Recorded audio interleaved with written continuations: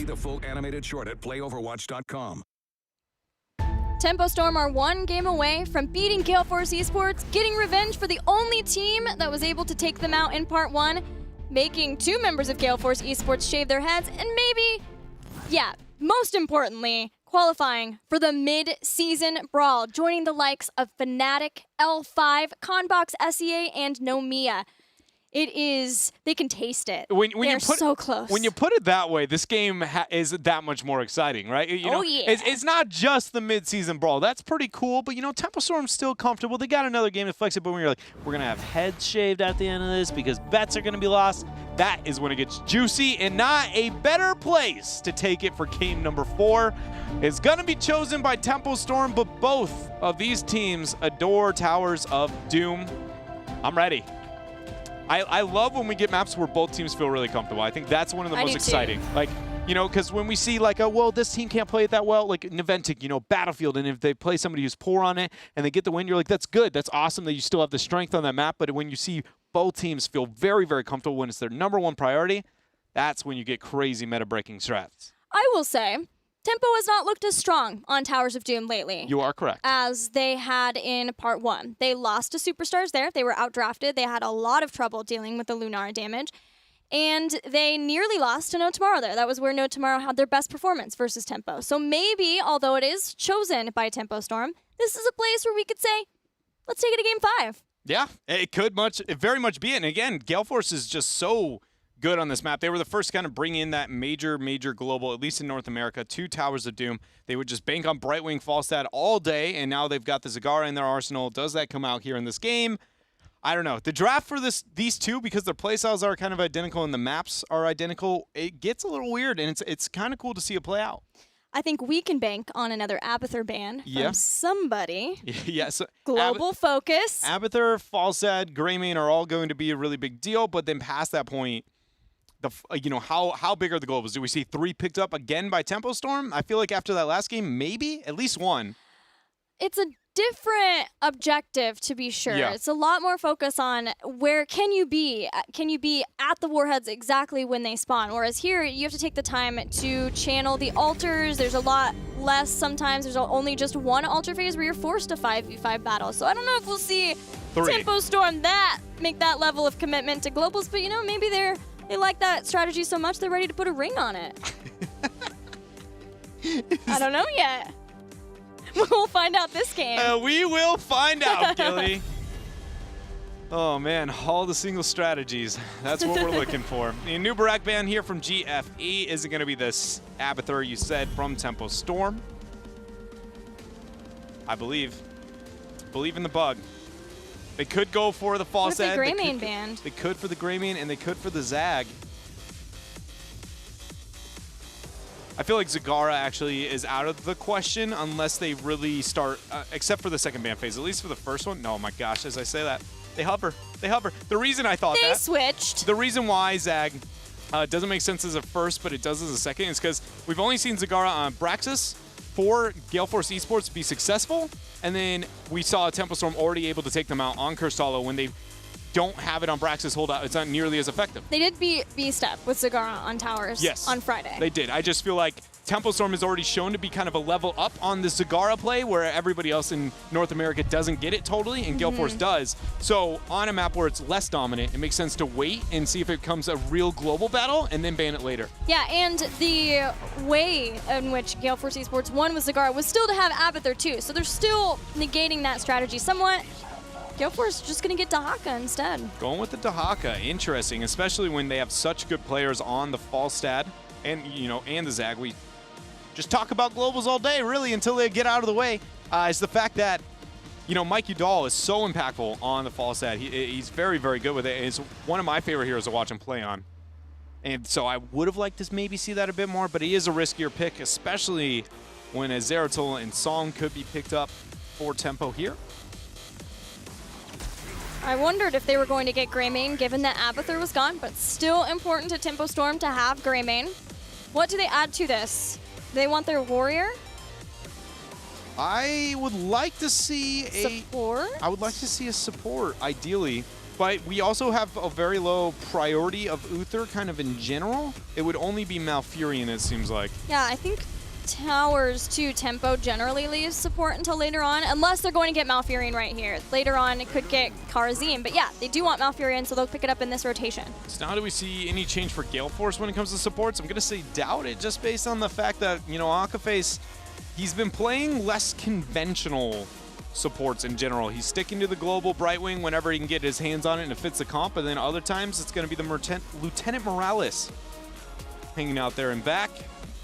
So what is this rotation? When you know the Tempo Storm has their Greymane, they have their Malfurion, you aren't afraid of the Abathur clone? Are they scared of giving Tyrael? Are they scared of giving Uther? Well, I guess Uther is out of the question because Tempo have Malfurion, but Tyrael still with Greymane.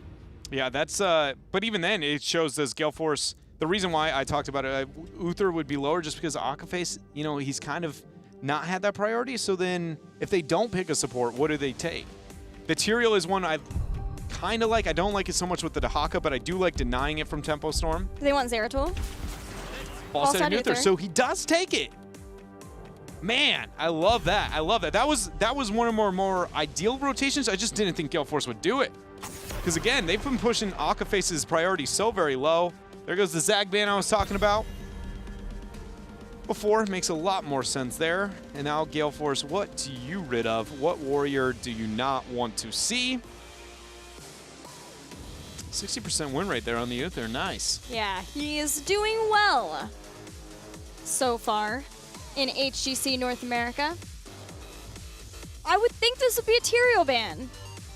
Tyrael would be good. Yes, it would be good, but I wouldn't say it's a must.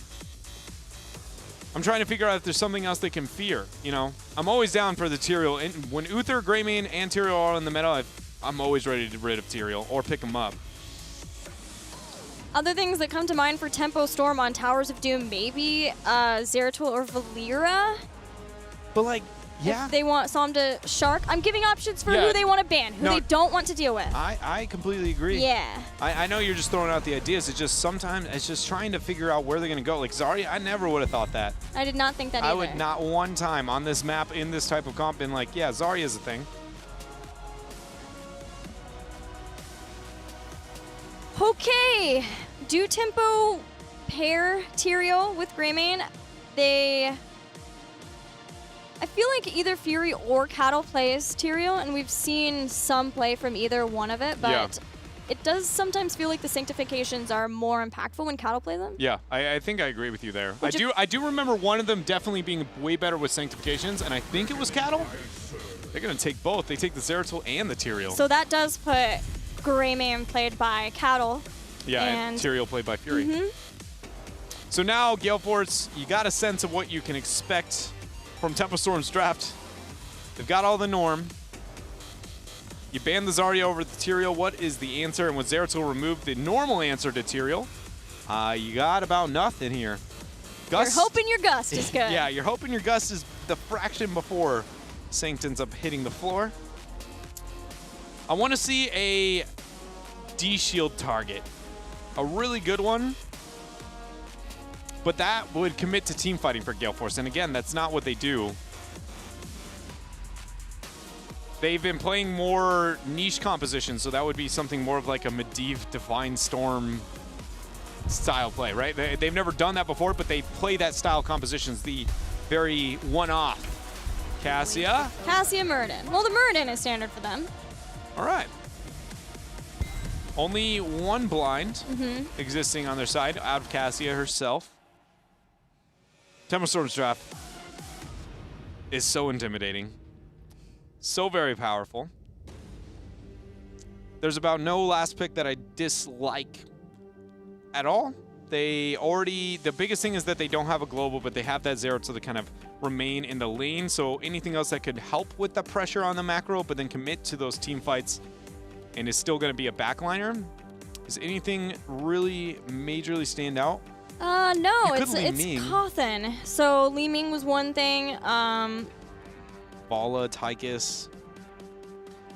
I think I like Li Ming for a double reset comp? I don't like it because Uther essentially makes one of those squishies unresettable as well. What about Lunara? So she would be okay.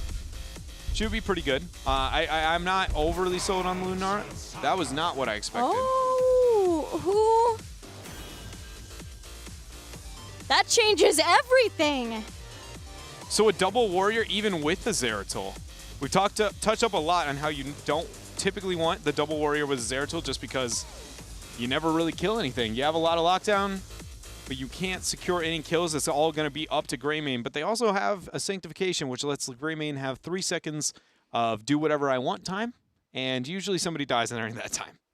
So yeah, there is a lot of combo possibilities for Tempo Storm. Yeah. Entomb, Void Prison, Sanctification, Roots, and Twilight Dream after the fact, although they have to be somewhat stringent, I guess, with how they want to use those because of Uther on the other side. Gale Force eSports has the norm of Falstad Dahaka. It's the Cassia that is the new factor for Gale Force. Yeah, and there's a lot of melees on the other side, which obviously you see the Cassia and you're like, wow, a lot of blinds. It's going to be really valuable. Ren can just go in and do so much damage. But again, you've already got the opportunity for the Sanctification factor to come in. They don't even have to. They could still go tier. Like, we've seen more Judgment than Sanct. So at this point, if I'm assuming it's going to be a Judgment, it still is going to be effective for them to dive in and get picks. They have a pretty good comp at that for the most part, and Lior can side soak the entire time. But overall, Tempo Storm has a very powerful draft, one that's been successful in North America and elsewhere, and Gale Force kind of just has, they have a comp, you know, with Cassia. Is really all it kind of feels like. The Uther's back here, and there was some changes there, but it was like a Gale Force made changes, but they didn't go into it with like the prediction, you know, like the we're going with a totally different attempt at this map. It's just kind of like we got a little bit of different picks, and for Gale Force to do that, that's very uncharacteristic of them when they're at their best. So that makes me very scared for this game. That it's just like, you know, because when Gale Force, their mind's in it, you can see it. You're like, oh, that the master plan coming out here. And yeah, you're talking about seeing any sort of adaptation for them and not having a fully complete comp where you see where each pick matters, where it matters within the draft. It is strange to see. We'll see how it works out for Gale Force eSports if Tempo Storm could just close things out with this game on Towers of Doom. It's kind of like, to put it in short, it would be like Gale Force eSports, when things aren't working out and they decide, you know what, we should change it up. You can really see that happening. Whereas this draft feels like they were like, you know, we should mix things up, and it was more of just slightly different picks to fill a role and not committing to, again, when they look at their best. I'm not counting them out by any means. This is Gale Force eSports versus Tempo Storm. Pretty much anything can happen here. Do you think that that is dictated by the map? It's, oh my goodness. That is quite the change. Crone's back on Muradin. Dahaka played by Equinox. That's the first time that they have gone back to this type of tanking strategy. It must just be who plays Cassia, probably. That's what I'm going to guess. Yeah, I think it's who plays Cassia. So it's more of like, well, I mean, we won't know until we see more sample size, but I think it's probably more of like fans like, I'm comfortable on this hero, let me play this hero, and he's been that, and then everybody else is willing to be the flex out. But it is going to be interesting to see our friend Crowan here back on this Muradin, because he is going to have to play out of his mind. Keep in mind, if he loses this game, not only does he secure first place for Tempo Storm, but he has to cut his hair. And I don't know which is worse. Honestly, when you got hair like Crowan, definitely your hair. It is the hair. I'm just calling true. it. Mike, you know, he can do without it. It'll grow back. It'll be fine. But when you have a gem like Crowan, that is everything. It's years of hard work. Dedication, commitment. You know, it's the only thing that can rival his hair is his esports Heroes of the Storm playing skills. That's really it. That's about his. Well said. Well said. So what we've experienced so far here on Towers is a bit of control. I love this shrub here by Tempo. Fury shown. Akka going to take a lot of damage here. If he goes down, he'll have heals to turn this fight. So Tempo Storm actually can die and even keeps himself up. The flight coming in from Mike Udall. June takes one more auto. He's out. Coffin goes down. 4 for nothing. Oh, a minute and a half in. Gale Force eSports firing back at Tempo, not letting it go down like this, whether it's the hair or whether it's not wanting to let Tempo Storm take the victory easily. Gale Force gets to steal the Sappers and has an excellent setup for this first altar phase with 4 talents. That is just ridiculous, man. Every time we see that kind of kills happen very early on this map, too, that snowball can be something that's difficult to stop. We'll see if Tempo Storm has it in him. As the top right channel is going to be started here by Dahaka. Tempo Storm's got their own up in the top left with Greymane. It's all about bottom. Tempo Storm's giving it up, so shot advantage over to Gale Force eSports here in the first altars, thanks to the 4-for-0 wipe. Yeah, you can see it was much more important for Tempo Storm that they immediately get back out into lanes, because it wasn't just about giving the experience of the kills. It was the fact that they lost 4 heroes who could not soak in the lanes. So they just said, we're going to take our safe altar, we are not going to contest, we're not going to poke, we are just going to make sure that we soak, we don't lose out on the lanes, we don't give them a lot of towers, and we stop the snowball now. Psalm comes down along with Fury. Just testing the waters. Nobody's going too crazy. We do see Fawcett change it back to the old school build here in this game from Mike Udall. High impact player on that hero. You know, I complimented him in the last game, but his fight here at level 1 I think was a perfect example, getting 2 kills for the team. Yeah, he'll be able to put a lot more pressure on in the lanes once he gets Boomerang at 7. Seen some different change-up, but there is a double warrior composition for Tempo Storm, so maybe at 13 we'll see him get Giant Killer. This is 3-man versus 3-man on bottom. No team has very good siege. So it's interesting to see that Gale Force is still willing to pressure this out, but it's keeping them busy, and that as long as Tempo Storm's not rotating elsewhere to capitalize. Love those little awkward moments. As long as they're not moving out, Gale Force is fine with this. They still have the lead and they're maintaining it. Yeah, they'll have 7 ahead of Tempo Storm for this next altar phase. It's just 1, so Tempo may be able to safely and slowly delay until they can get 7 of their own. There are things like cocktails. There is Eldruin's Might, which is a nice way of being able to stop. But Gale Force are trying to make sure that they can claim this bush, because Crowan can sit in here, he can anchor, watch for any sort of rotations. Anybody trying to stop Akaface from picking up this altar and stop them with the Storm Bolt. And we see the same from Equinox in the top. And we already saw off that first gank how hard Uther can kind of be to kill in his new rework, in the new form of Uther. And more importantly, even if Akaface died there, he would have been able to turn, heal everybody else up. It's just one of those nuances, since we haven't seen Uther in so very long. It's really cool to see, you know, how hard he is not only to kill, but if you ended up getting that pick, like, Gale Force still would have won that fight. Yeah, and it only gets harder from here, because Guardian of Ancient Kings was picked up, and now he gets to give 75 armor instead of 25 to anybody who is rooted. So in that instance, he was rooted, he still survived, now he's giving even more armor to those targets. Nice Stormbolt attempt there. Fan getting some follow-up damage on Psalm, but he is fine. The Sappers, Tempo Storm's going to be clearing theirs out first. Can Gale Force deny the Sappers into the front wall? They should be able to, as long as they can posture up. Throw moves in, and that is going to be ridding of that. So, still just a bit of a, you know, downtime, a lull here. Yeah, Tempo is in full crisis management mode still after those first 4 kills. It's crazy to think that you can get kills that would matter that hard in the early game, but when you get that many down and are able to control the laning and not make any mistakes from there on out, it's put Tempo where they've had to give up multiple altar phases and still just trying to stay in the lane and get heroic abilities to find a place where they can catch up and fight evenly. June went for the roots. 2 members of Tempo Storm are rotating down. This is a 4 versus 3. Gale Force is very, very deep. Fan is running away, drops Equinox. the blind. Mike Udall even came down, catching out Psalm. So that rotation from Mike sets not only the numbers game to an advantage here for Gale Force eSports, but they're zoning away members of Tempo. And because all of them came down except Leoric, Gale Force eSports had the ability to do that because they were further ahead in experience. They're still just about to get heroic abilities in line for this altar phase, which is in just a few seconds. Once they clear out those top minions, now they have 10. Now they can contest both of the altars. Gale Force continues to control the game. Continues and is going to further the HP of Tempo Storm downward. They want to try and stall out. There's the first attempt. If they can get those 10s, there's the second one, thanks to Caterpillar, and 10 is online now for Tempo Storm. Sanctification is the choice there for the Tyrael. Void Prison, yet to see that for Greymane. It's going to be Cursed Bullet. Gale Force is stepping back. They still have Dahaka in the bottom lane, Falstad in the mid. There's the Entomb. The Gus is going to push everybody away. Silence onto the June in the back line, who's getting the channel. He's almost soloed. Can the Saints hit? No, he Twilight cannot! Dream to give a kill on Equinox. Fan getting low. Cattle gets the kill. Cassie is down. Oh, 1 for 1, but there's no heals for Tempo Storm. They still get 2 more. They take down 3 for 1.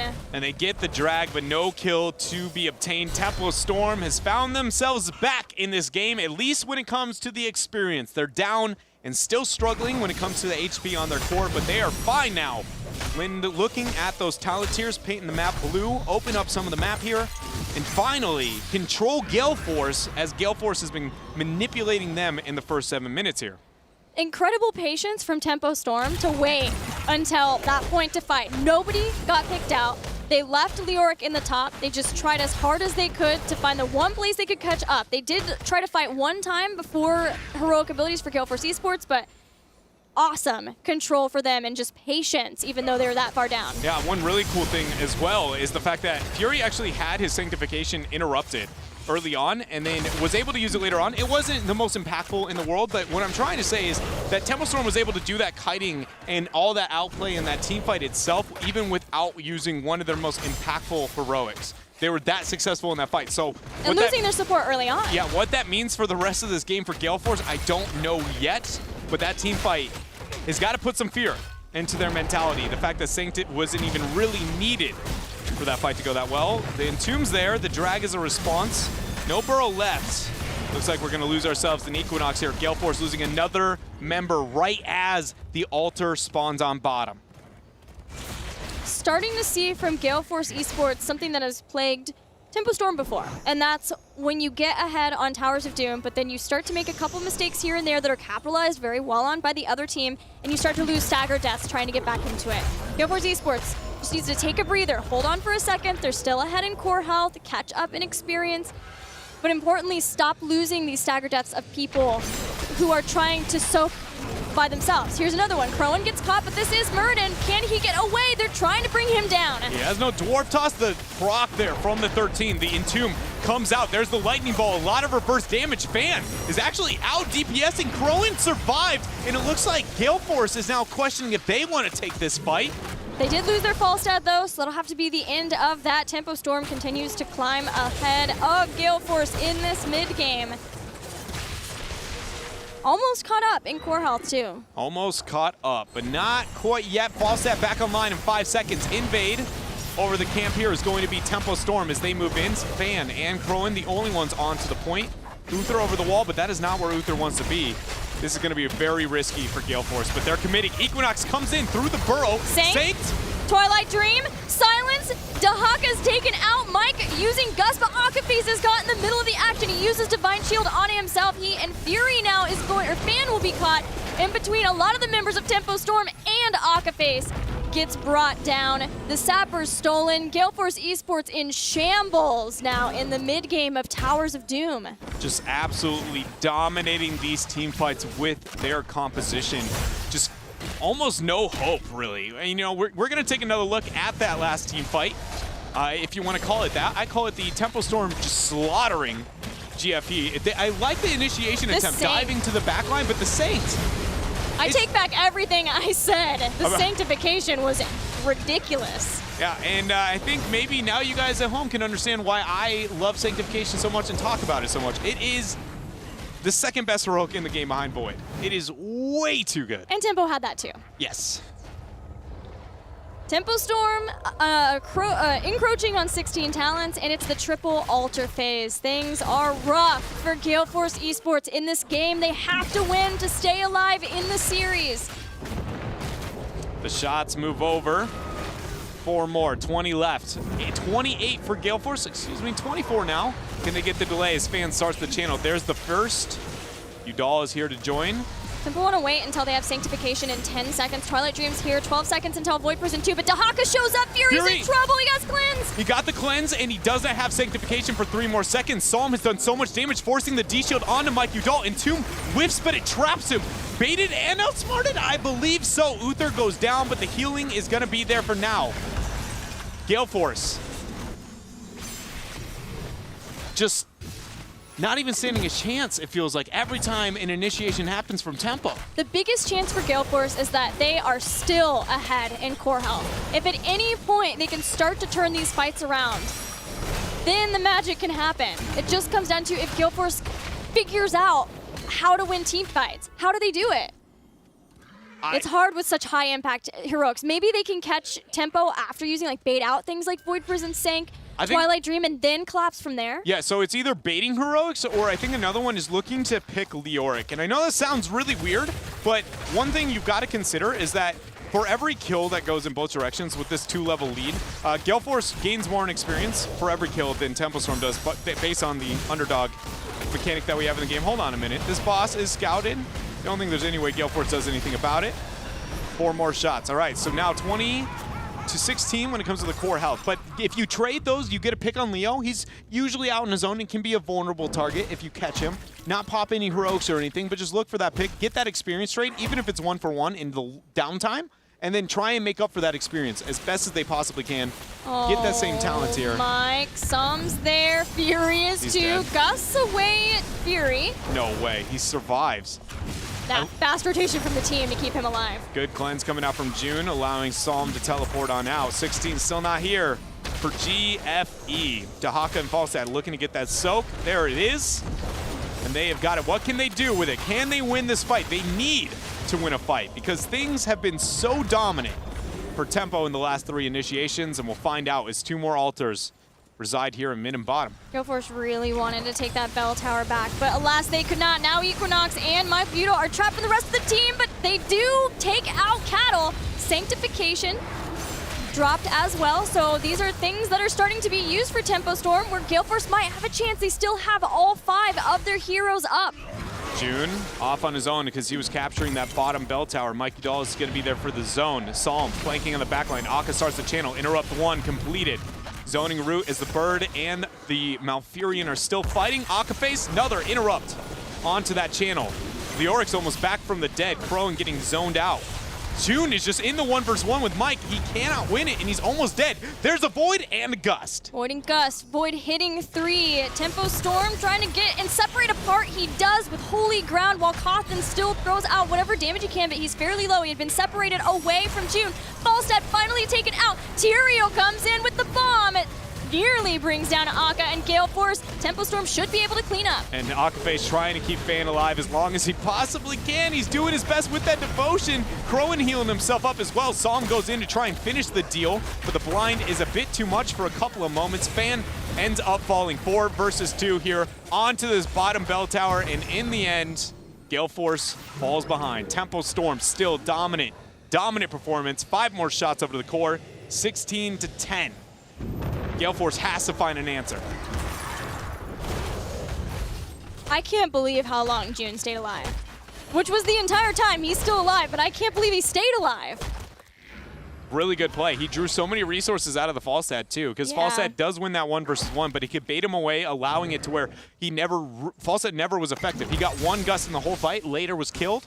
So it's, again, June showing off what he can do here from the support role for Tempo Storm. And Cattle came back around him with Leoric. He was baiting him all the way down with Leoric there. Using the passive, getting the kite. And so with 20 about to be achieved, 10 shots left on Gale Force's core. They aren't in a position to force a fight pre-20, so they just have to play the patient game, look for picks. Tempo Storm has not been giving them any of that, though. And really, now at this point in the game, Greymane is the only target that you can truly pick on Tempo Storm, like off on their own. And at no point have we ever seen Cawthon just out on his own. He's always got Tyrael next to him. Every Sanct has been a Greymane Sanct. Yeah, it's going to come down to that next altar phase. How much spawns, how many bell towers do Tempo Storm have? They've already taken out 1, and Gale Force is just forced to passively run around and try to take back whatever Tempo Storm takes away from them, so that Tempo doesn't have enough shots from those to be able to win the game from that before Gale Force can get 20. Bottom bell tower here is going to be obtained. Everybody is moving to the top lane for Gale Force eSports. Maybe they could try to push that down. They're going to take theirs back. Yeah, they're going to be able to take it back. Oh no, it's a double. It's a double on the opposite side of the map as well, meaning that the rotation here for Gale Force is going to be pretty easy to judge. Sappers spawn. Tempo's going to have that pressure moving towards the core as well. If they get those Sappers, They are going to be in a fine spot. Man, Gale Force is it's a lose-lose situation here with 20 not being achieved yet. Yeah, maybe the hope is that they can catch and kill someone out while Tyrael is down in the bottom channeling one of the Bell Towers. They have to right now. June has already used his Ice Block. Drag pulls him in. He Ice Blocked the isolation too, so that is not here. Cattle ends up going down. Tempo Storm down a member, but 5 shots left on the core of Gale Force eSports. The Divine Shield, the Void, Crowing getting the zone. Fan gets interrupted. Tyrael is here, and he does have Sanctification. If the channel starts, he can try to make sure that they get the channel. They have to separate out. Cawthon is away from the rest of the team, gets dragged in, but June cleanses him. Cawthon stays alive soon. Psalm's coming back in. He's coming back in, but he hits the Singularity Spike onto Akka, not who he really wanted to hit there. Fan was definitely the target, which means Mike Udall gonna zone once more. Fan gets interrupted. 3 more shots went onto the core of Gale Force eSports during this time, thanks to the Sappers, and that is now Falstead falling. Temple Storm drops the Sanctification. They're turning on the fight. Twilight Dream is the end of Uther. Only Crowan remaining and Ahaka. This should be the end. Psalm chasing them down. Fury channeling the final shots. Tempo Storm has done it. They take out Gale Force eSports, and they are going to the mid-season brawl. Beyond that, Gale Force eSports now a little less hair there on top of that one. 3-1 for Tempo Storm. Very calculated and controlled throughout the entire series. -1 bloop there in game number 2, and even then it was still much closer. When Tempo was beating Gale Force, it was very lopsided, whereas when Gale Force was beating Tempo, it was pretty close. They were doing the thing that we know that Gale Force eSports is just about unbeatable doing, and Tempo knew that that was a risk. They still wanted to ban Infernal Shrines over banning Brax's Holdout versus Gale Force. So in that moment, understanding that we may lose one, they're probably going to take us to Braxis, and that is their hardest strategy, but they can't beat us anywhere else. Tempo proved that today. Yeah, it was so awesome to be able to see that. And man, that last game specifically, June did so many ridiculous non-supporting things to carry that game. Just the kiting and understanding what he can get away with and abusing, the ghost to get the slow onto the false head. Everything about that play was just so fun to watch. Yeah, I was impressed with him. I was impressed with Cattle. That Entomb where he caught Falstad and was just like, spooky hand, and we'll get that kill. Thank you very much, Gale Force. Fury's 4-man Sanctification. He had that one and the one at the end. Yeah. Again, take back everything I said. He can Tyrael. Yeah, he did such a good job. And even that last team fight, that one that we were highlighting where it was the 4-man synced into the Twilight Dream that ended up hitting, one thing we got to consider there is when we talk about the cross-comparing, is Uther kind of a soft counter to Malfurion, is that when Synced hits, nobody's getting that 75 armor. Normally it's like, well, you pop the AoE Twilight Dream, you throw out the Frisbee, everybody's got 75 armor, you might be able to survive after that, but when Synced hits, you can't actually get that off, and suddenly your team is just going to die. The Holy Ground after the Gust went out, and then there was Void too, and he Holy Ground and just to split them apart was awesome. Yeah, just so many pretty team fights from Tempo Storm, full coordination. It's, and that's, to be a little honest, that's what I expected more out of our gray material compositions. We see, this is the first, I believe, in part 2, Sanctification gray main comp that we've seen so far. Every other one has been a Judgment, Dive, Blow Up. You mean from 2.0? From 2.0, yeah, so far that we've gotten. And it's just, I'm surprised. Judgment did get buffed. Like, I get the thought process, especially looking at it and being like, can we do it? It's just, it is... I feel like we should be seeing way more of this, and Tempo Storm put on a pretty good argument as to why it's such a terrifying draft. Terrifying draft from a terrifying team in North America. Once again, Tempo Storm has claimed the top spot in North America. They have been doing this since September. It's been a long while. I don't know how far back, but it's enough to where you can just say Tempo Storm's the best in North America. And then there's the rest of North America. Hands down. Well, let's talk to our victors. We've got Cawthon Luck here. Hey, Cawthon, congratulations. How are you guys feeling? You get to go to the mid-season brawl. We are so excited to finish this up before the last week of the season and just make sure that we can spend another week focusing on the meta and preparing for Worlds instead of an individual matchup with B-Step. Well, I would love to hear right away. We got a Chen out of you guys, the Chen Thrall combo versus the classic now Braxis holdout of Gale Force eSports. What was your thought process behind that draft? Well, it didn't end up working out that well for us, but I think it was mostly because we responded poorly to the way they set up their lanes. We drafted a comp that punished the way that they want to play Braxis, but they responded better than us in adjusting their lane composition, and we had trouble getting pressure with the Chromie. We ended up just using it to wave clear, and I mean, if you're picking a Chromie, that's not optimal. Yeah, that makes a lot of sense. They did a great job. Yeah, that was a really cool draft to see kind of unfold between both you guys. You know, even the fact that you busted out the first pick, Chromie. But I've got to ask, you know, you guys, you've done it now. Like, what does that feel like? Because you guys have had a weird history of obviously being expected at the top of North America and kind of having that weird mixed feedback. And now you are sitting here, I'm going to the midseason brawl. I'm going to compete with one of the best in the world. And after what we saw at the Western Clash, are you guys like, this is our proving moment? You're going to turn everything around? Or are you more just trying to take in the moment, I guess? Well, obviously, we want to put forward a better performance than we have at the previous Worlds. But I mean, just the fact that we get to go and play against the top teams in the world is fantastic. Like, good result or not. Personally, like even 2 years ago when I was playing on middling teams, anytime we had a chance to play against the dominant teams like Cloud9 or Tempo Storm, even though we knew that the games were going to be really tough and we are probably going to get smashed sometimes, like I was so excited just to get a chance to play against teams that do things better than us and use that as a chance to learn from them. So I really hope that we can put forward a better performance. We're playing pretty well right now overall compared to the way we were in the first split. But, you know, I'm just excited to get to play against the best again. Awesome. Thanks for the response. Well, Cawthon, I'm going to put you on the spot a little bit here. You guys have claimed one of the 2 spots for North America at the midseason brawl. Who do you think, after playoffs, will be the team that goes with you there? 2 weeks ago, I would have said GFE for sure. But Teammate has been playing incredibly well the last week or two. And so I would actually give a slight edge to them right now. It's going to be really close between those 2 teams. I would be really surprised if any other team sneaks into that final. Well, I'm excited to see those playoffs. Thank you again so much for joining us. Congratulations again. So excited to see you guys claim that spot. Before I let you go, can you give us some shout-outs? Nah, I'll wait till we perform at Worlds to do shout-outs. Okay.